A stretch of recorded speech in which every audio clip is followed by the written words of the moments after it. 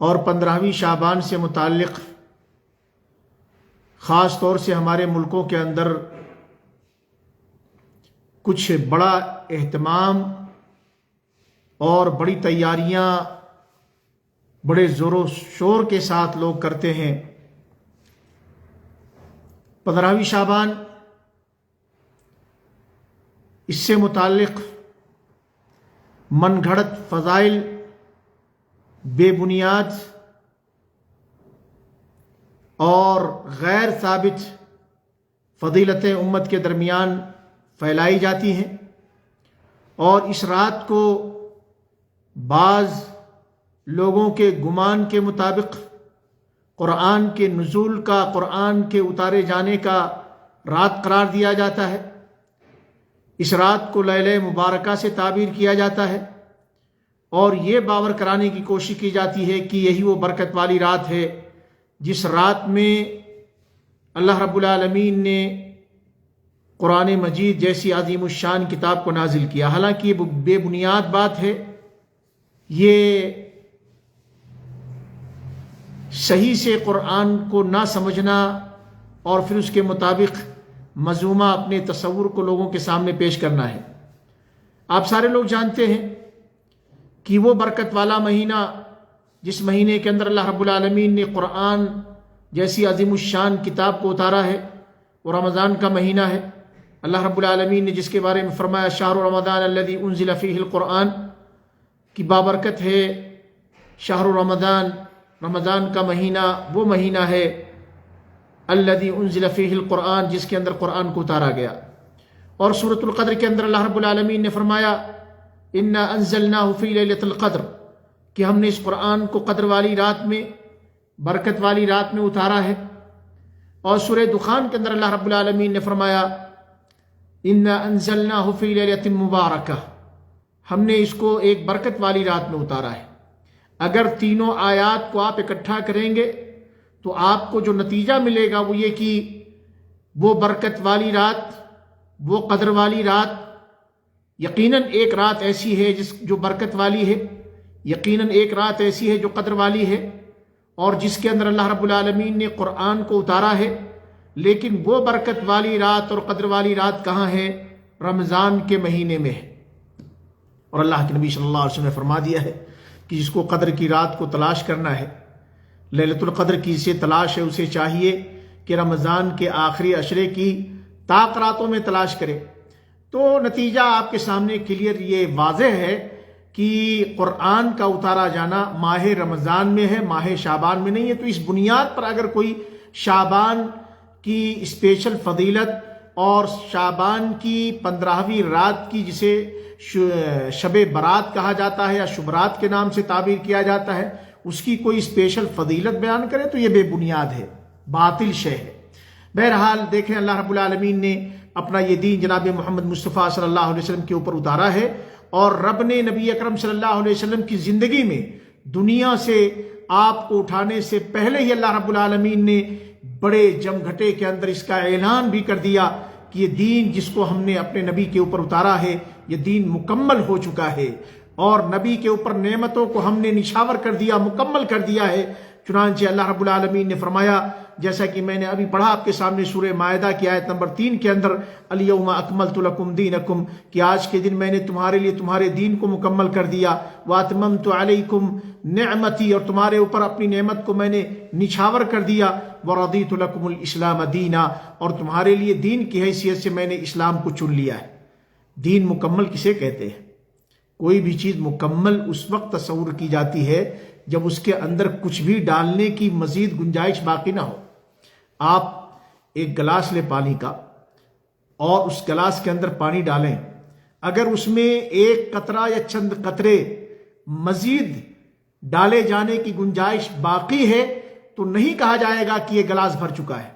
لیکن اگر آپ ایک قطرہ ڈالیں اور وہ قطرہ باہر گر جائے تو کہا جائے گا کہ یہ گلاس بھرا ہوا ہے۔ دین مکمل ہو گیا، گویا دین کی ساری چیزیں نبی اکرم صلی اللہ علیہ وسلم کے زمانے میں مکمل ہو چکی ہیں، اب اس میں کمی اور بیشی کی گنجائش نہیں ہے۔ جو عبادات نبی صلی اللہ علیہ وسلم کے زمانے میں تھے، جو عبادات کے طور اور طریقے نبی اکرم صلی اللہ علیہ وسلم کے زمانے میں تھے وہی عبادات اور وہی طور اور طریقے آج بھی مسلمانوں کے لیے اختیار کرنے لازم ہیں، اور وہی عند اللہ مقبول ہوں گے۔ اللہ کے نبی صلی اللہ علیہ وسلم کے زمانے میں اگر کوئی عبادت نہ رہی ہو، نیکی کا کوئی ذریعہ اس زمانے میں تصور نہ کیا گیا ہو، تو آج کے ادوار میں نبی اکرم صلی اللہ علیہ وسلم کے رخصت ہونے کے بعد، صحابہ کرام کے بعد کوئی شخص کوئی طریقہ لائے، اسے دین بنائے، اسے کار خیر بنائے، اسے ثواب کا ذریعہ بنائے، تو یقین جانیے یہی چیز محدث ہے اور یہی چیز بدعت ہے، اور اسی کا شمار جو ہے گمراہیوں کے اندر ہوتا ہے۔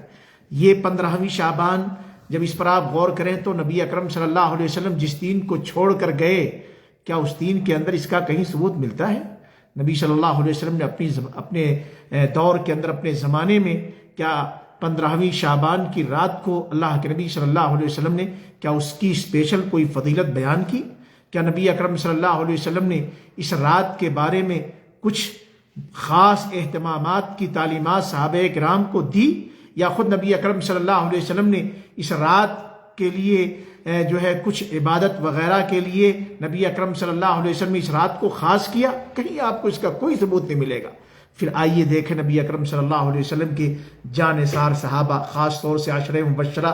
اور عشرہ مبشرہ میں خلفائے راشدین، کیا ان سے اس رات کی فضیلت اور اس رات میں جاگ کر کچھ خاص اہتمام کرنا یا 15ویں شعبان کے دن روزے رکھنا وغیرہ سے متعلق کیا کچھ ثبوت ملتا ہے؟ آپ کو کہیں نہیں ملے گا۔ آئیے اور مزید آگے بڑھیں، کسی ایک ادنا صحابی سے بھی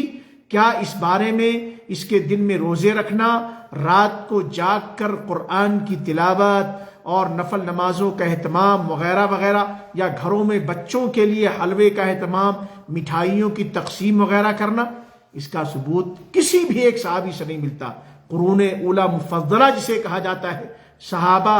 اور تابعین کا جو دور ہے وہاں بھی اس کا کوئی ثبوت نہیں ملتا۔ پھر اس کے بعد آگے چل کر کے لوگوں سے بعد آثار ملتے ہیں۔ یاد رہے، لوگوں کا اثر، لوگوں کا عمل، یہ شریعت کی دلیل نہیں ہوتی۔ ہاں، اگر کسی بزرگ کا عمل جسے آپ بزرگ مانتے ہیں قرآن سے یا حدیث سے اس کا ثبوت ملے گا تو اسے قبول کیا جائے گا، ورنہ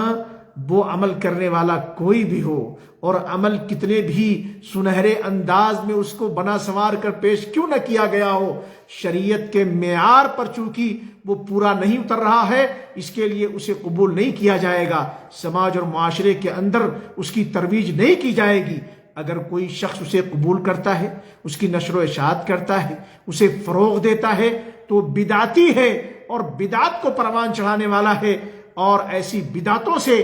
ہمیں چاہیے کہ ہم خود بچیں، امت کو بچانے کی فکر کریں۔ بہرحال دیکھیں، یہ جو 15ویں شعبان کے اندر جو کچھ ہو رہا ہے، آپ غور کیجئے کہ کہیں اللہ رب العالمین کی اس فرمان کے مطابق ہمارا حشر نہ ہو جائے۔ اللہ رب العالمین نے فرمایا تھا ام لہم شرکاء، کیا ان کے پاس کچھ اور پارٹنرز ہیں، شرکاء ہیں، شرعوا لہم من الدین ما لم یأذن بہ اللہ، کہ جنہوں نے ایسی چیزوں کو ان کے لیے مشروع قرار دے دیا کہ جس کا حکم اور جس کی اجازت اللہ نے نہ دی تھی، یعنی جس کی دلیل اللہ نے اتاری نہیں قرآن میں اور نہ ہی نبی اکرم صلی اللہ علیہ وسلم کی زبان مبارک سے۔ اب بعد میں لوگ آئیں، جبو دستار والے کیوں نہ ہوں، بڑے بڑے ٹائٹلز ان کے آگے پیچھے القاب کیوں نہ لگے ہوئے ہوں، ان کا جو ہے عمل اور ان کی ایجاد یہ دین نہیں بن سکتی ہے، وہ شریعت نہیں ہو سکتی ہے، بلکہ بدعتوں کے اندر ان کا شمار ہوگا۔ یہی وجہ ہے کہ دیکھیں اللہ کے نبی صلی اللہ علیہ وسلم نے، جیسا کہ ام المومنین عائشہ رضی اللہ تعالیٰ عنہ کہتی ہیں، صحیح بخاری اور صحیح مسلم دونوں کے اندر یہ حدیث موجود ہے کہ نبی اکرم صلی اللہ علیہ وسلم نے فرمایا تھا من احدث فی امرنا ھذا ما لیس منہ فہو رد، جو ہمارے اس دین کے اندر کوئی ایسی چیز نکالے، کوئی ایسا نیا طریقہ لائے، ما لیس منہ، جو ہمارے دین سے نہیں، جس پر ہمارا امر نہیں تھا، جس پر ہمارا معاملہ نہیں تھا، جو ہماری شریعت سے ثابت نہیں ہے، فہو رد، تو مردود ہے، ردی کی ٹوکری کے اندر اسے ڈال دیا جائے گا۔ صحیح مسلم کے الفاظ، جابر رضی اللہ تعالیٰ عنہ حدیث کے راوی ہیں، کہتے ہیں کہ اللہ کے نبی صلی اللہ علیہ وسلم خطبہ جمعہ کے اندر فرمایا کرتے تھے اما بعد، حمد و صلات کے بعد، فإن خیر الحدیث کتاب اللہ، لوگوں یاد رکھو سب سے بہترین حدیث، سب سے بہترین بات اللہ کی کتاب ہے، وخیر الہدی ہدی محمد صلی اللہ علیہ وسلم، اور سب سے بہترین راستہ محمد صلی اللہ علیہ وسلم کا راستہ ہے، وشر الامور محدثاتها، اور جو معاملات پورے ہیں شر پر مبنی معاملات ہیں، شر پر مبنی جو کام ہے، جو دین کے اندر نئے نئے نکالے جائیں،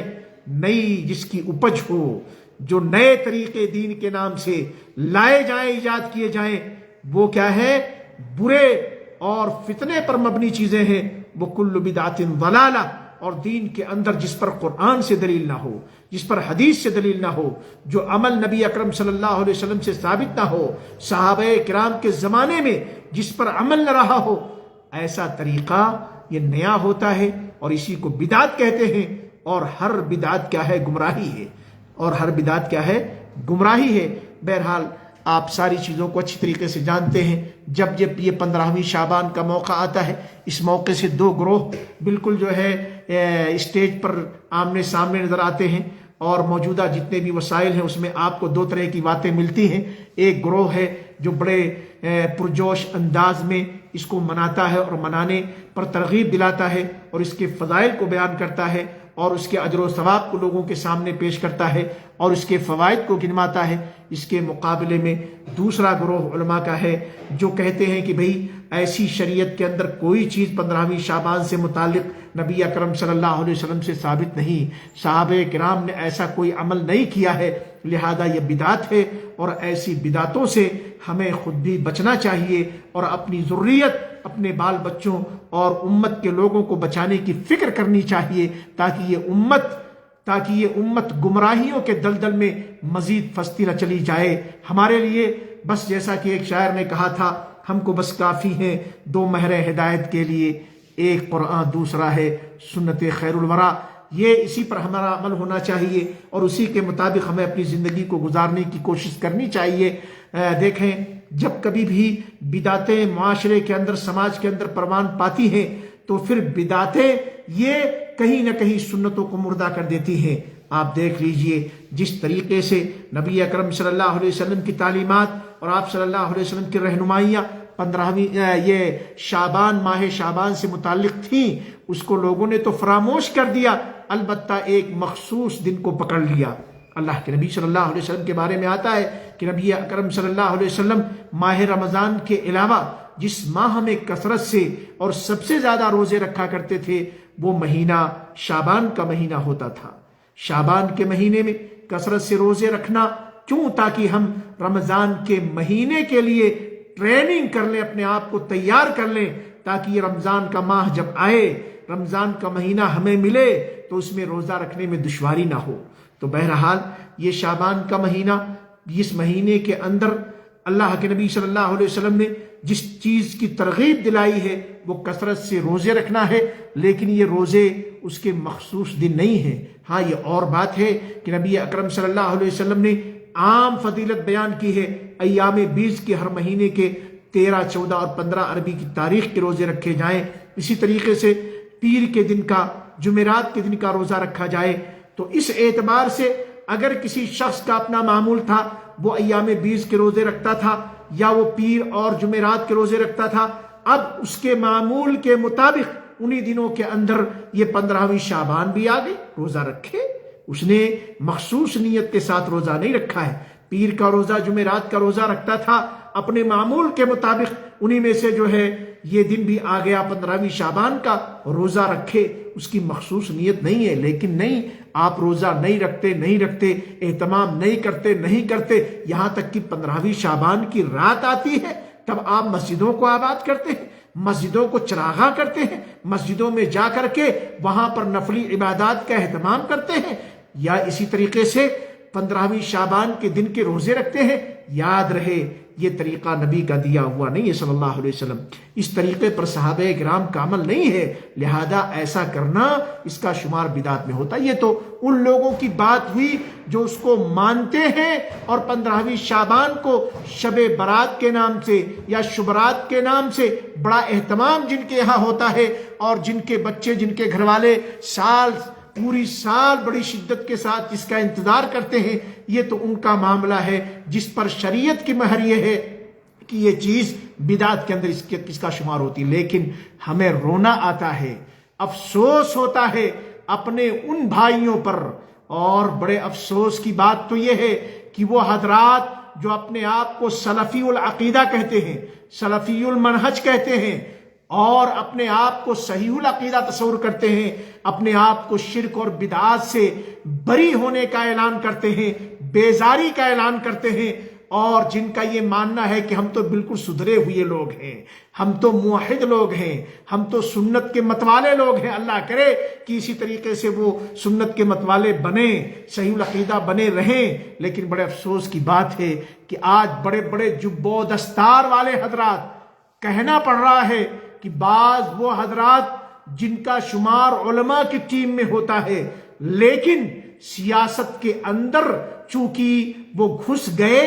اب سیاست کی بنیاد پر لوگوں کی نگاہوں میں محبوب بننے کے لیے، کرسیاں بنانے کے لیے، اپنے مفادات کے خاطر، مصلحتوں کے پیش نظر، یا اسی طریقے سے وہ حضرات جو اپنے آپ کو صحیح العقیدہ کہتے ہیں یا صحیح العقیدہ سلفی المنہج سمجھتے ہیں، اس کے باوجود چونکہ ان کا کاروبار پھیلا ہوا ہے، ان کے بزنس ہیں، ان کی دکانیں ہیں، تجارتی مراکز ہیں، ان کے مولات ہیں، یا اسی طریقے سے ان کی ہاسپٹلز، ان کی ڈسپنسریاں وغیرہ ہیں، جہاں عام طور سے تمام گروپ کے لوگوں کا آنا جانا ہے. گویا دنیاوی مفادات کے خاطر جو لوگ اس کا ماہ شعبان کے اندر 15ویں شعبان کے لیے بینر لگاتے ہیں، شب برات کے نام سے، شبرات کے نام سے، ویلکم کے استقبالیہ بینر اور شبھ کامنائیں، مبارکبادیاں پیش کرتے ہیں، ہمیں رونا آتا ہے ان سلفیوں کے اوپر، ان اہل حدیثوں کے اوپر، ان دیوبندیوں کے اوپر جن کا یہ ماننا ہے کہ ہم تو صحیح العقیدہ ہیں، ہم اس طریقے کی خرافات کو تسلیم نہیں کرتے. پھر کیا وجہ ہے کہ آپ اپنے آئی ڈیز کے اوپر، فیس بک کے اوپر، واٹس ایپ گروپ کے اندر، یا اپنی دکانوں پر، یا اپنے تجارتی مراکز پر، یا اپنے اسٹیجوں کے اوپر آپ اشتہار لگاتے ہیں کہ شبرات کی مبارکبادیاں دل کی عمیق گہرائیوں سے قبول کریں، یا اسی طریقے سے شب برات کی کہ جو آمد پر ہم لوگوں کے لیے جو ہے دعائیں کرتے ہیں، یا شب برات کی آمد پر ہم مبارکبادیاں پیش کرتے ہیں، یا شب برات کی آمد پر وغیرہ وغیرہ جملے جو ہے تعبیرات مختلف انداز کے سلفیوں کی جانب سے، دیوبندیوں کی جانب سے، اپنے آپ کو صحیح العقیدہ کہنے والوں کی جانب سے. کیوں بھائی؟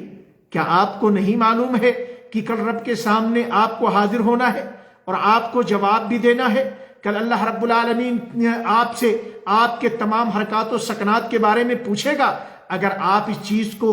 بدعت سمجھتے ہیں، اگر آپ اس چیز کو شر مانتے ہیں، اگر آپ 15ویں شعبان کی رات کی اسپیشل فضیلت کے قائل نہیں، اگر آپ جو ہے 15ویں شعبان سے متعلق آج سماج کے اندر جو کچھ ہو رہا ہے اسے غلط مانتے ہیں، اسے بدعت مانتے ہیں، دین کے اندر نئی ایجادات تصور کرتے ہیں، تو پھر کیا وجہ ہے کہ آپ مبارکبادیوں کے جو ہے تعبیرات اور اشتہار لگا کر کے آپ پیش کرتے ہیں؟ کیا وجہ ہے آپ لوگوں کے لیے اس جو ہے گھڑی کا نام لے کر کے، اس سسٹم کا نام لے کر کے، اور اس جو ہے موقع پر آپ لوگوں کے لیے مبارکبادیاں پیش کرتے ہیں اپنی تصویروں کے ساتھ، اپنے آئی ڈی کے اوپر آپ کیوں اس کو پھیلاتے ہیں؟ کیا رب ذوالجلال کے سامنے آپ کو حاضر ہو کر کے جواب دینا نہیں ہوگا؟ اللہ رب العالمین کو فرمان، اس کے بارے میں آپ کیا کہیں گے؟ وَتَعَاوَنُوا عَلَى الْبِرِّ وَالتَّقْوَى وَلَا تَعَاوَنُوا عَلَى الْإِثْمِ وَالْعُدْوَانِ، کہ تم نیکی اور بھلائی کے کاموں پر ایک دوسرے کا تعاون کرو، فتنہ و فساد، شر، نافرمانی اور گناہ کے کاموں پر، اثم اور عدوان کے کاموں پر ایک دوسرے کا تعاون نہ کرو. اس کے بارے میں آپ غور کریں. اگر آپ اسے اسم مانتے ہیں، اگر آپ اسے برائی مانتے ہیں، اگر آپ اسے بدعت مانتے ہیں، اگر آپ اسے شر میں شمار کرتے ہیں کہ شریعت سے چیز ثابت نہیں ہے، نبی اکرم صلی اللہ علیہ وسلم اور صحابہ کرام سے اس بارے میں کوئی بھی چیز ثابت نہیں ہے صحیح سند کے ساتھ، تو پھر ایسی صورت میں آپ کیا جواب دیں گے؟ کیا آپ کا یہ جو ہے اشتہار اور آپ کا یہ اعلان، آپ کی یہ مبارکبادیاں، کیا اس کا شمار تعاون علی البر کے اندر ہوگا؟ نیکی اور بھلائی اور خیر کے پھیلانے میں آپ کا شمار ہوگا، یا شر اور برائی کے پھیلانے میں، گناہ اور نافرمانی کے کاموں کو آگے بڑھانے میں آپ کا شمار ہوگا؟ یقیناً اگر آپ صحیح العقیدہ ہیں، یقیناً اگر آپ کا یہ دعویٰ ہے کہ آپ جو ہے بدعات سے دوری اختیار کرنے والے ہیں، تو ہوشیار ہو جائیں اور ہوش کے ناخن لیں، ان چیزوں سے توبہ کریں، اپنے آپ کو دور کریں، دنیاوی مفاد کے لیے، مصلحتوں کے خاطر، لوگوں کو خوش کرنے کے لیے، چند ٹکے حاصل کرنے کے لیے اور یہ دنیا کی کرسیاں پانے کے لیے آپ ویلکم کریں گے،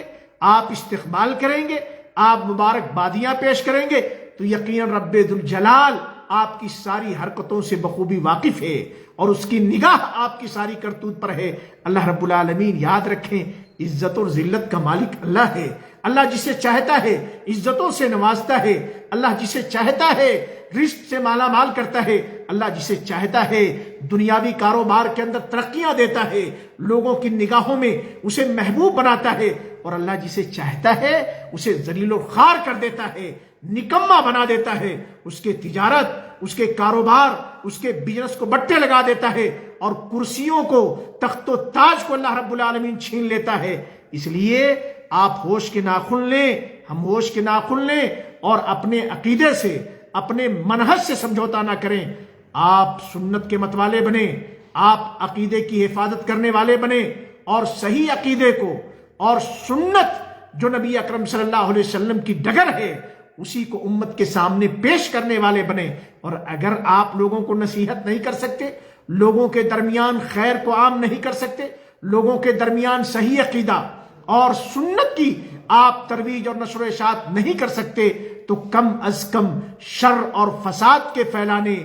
اور بدعتوں کو پروان چڑھانے میں آگے تو نہ بڑھیں، اس میں ہاتھ تو نہ بٹائیں، اس میں تعاون ایک دوسرے کا تو نہ کریں، اپنے آپ کو روکیے۔ ہم نے دیکھا ہے کہ جن لوگوں نے بھی عقیدے کو پرے کر کے، منہج کو پرے کر کے، سنت اور عقیدے کی پرواہ نہ کر کے، لوگوں کی جنہوں نے پرواہ کی اور لوگوں کو اپنے سے قریب کرنے کی کوششیں کی، مجاولت کی، چاپلوسیاں کی، محض اس لیے کہ کرسیوں پہ فائز ہو جائیں، لوگوں کی نگاہوں میں محبوب بن جائیں، لوگ ان کا سپورٹ کرنے لگ جائیں، ان کا بزنس چل جائے، ان کا کاروبار آگے بڑھ جائے، وغیرہ وغیرہ۔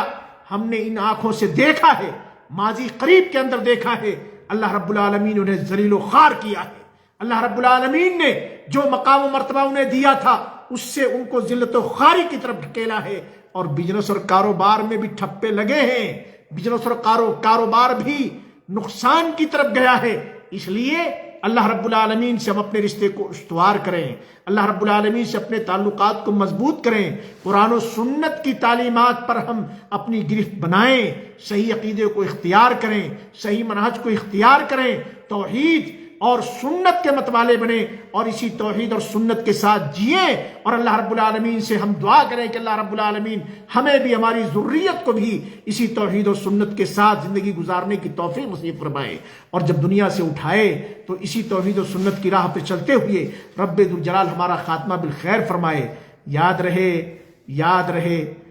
رہے کہ ساری عزتوں کا مالک اللہ رب العالمین ہے، وَلِلَّهِ الْعِزَّةُ جَمِيعًا۔ سو ہمیں چاہیے کہ ہم اپنی عزت اللہ رب العالمین سے طلب کریں،